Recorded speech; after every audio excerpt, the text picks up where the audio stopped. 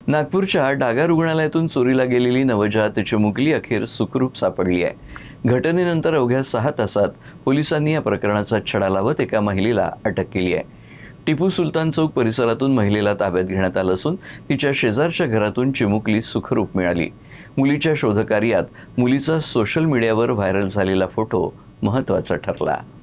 अवघ्या काही तासांची मुलगी चोरीला गेल्याचं कळताच नागपूर पोलीस आणि नागपूरकरांच्या काळजाचा ठोका चुकला आणि काही क्षणातच नागपूर पोलिसांनी तर युद्धपातळीवर शोधमोहीम सुरू केलीच। मात्र नागपूरकर देखील सोशल मीडियाच्या माध्यमातून या मुलीचा फोटो जास्तीत जास्त व्हायरल करून मुलीचा शोध घेण्याचा प्रयत्न करत होते आणि त्यास अखेर यश आलं।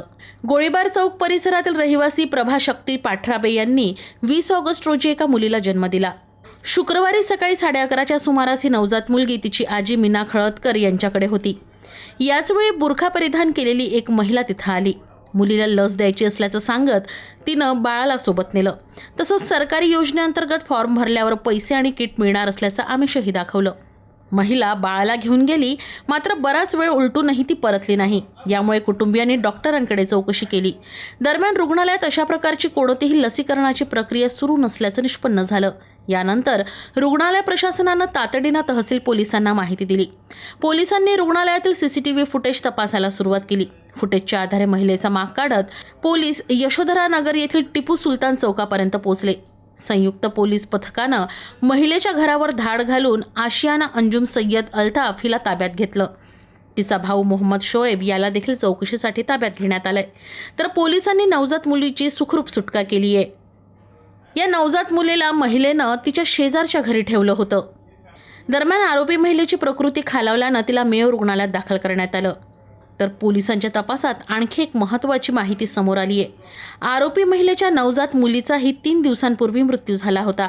यामुळे नवजात मुलीला रुग्णालयातून घेऊन जाण्यामागे हेच कारण होतं की आणखी काही उद्देश होता, याचा तपास आता पोलीस करतायत।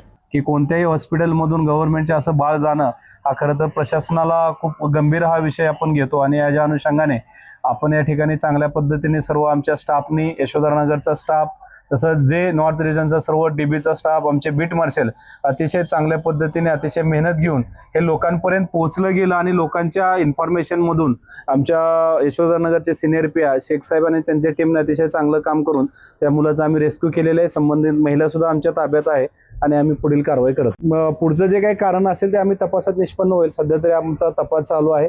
संबंधित महिलाही जखमी आहे आणि त्याच्या अनुषंगाने आपण पुढील तपास करत आहोत। ते तपासामध्ये काय कारण आहे, कशासाठी केलं, कुणी त्याला सहकार्य केलं, हे सगळं आपण तपासात ते निष्पन्न होईल। असं असलं तरी या संपूर्ण घटनाक्रमानंतर मुलगी सुखरूप मिळाल्यामुळे सर्वांनी सुटकेचा श्वास घेतलाय। तर चिमुकली देखील आता आपल्या आईच्या कुशीत सुखरूप विसावली आहे।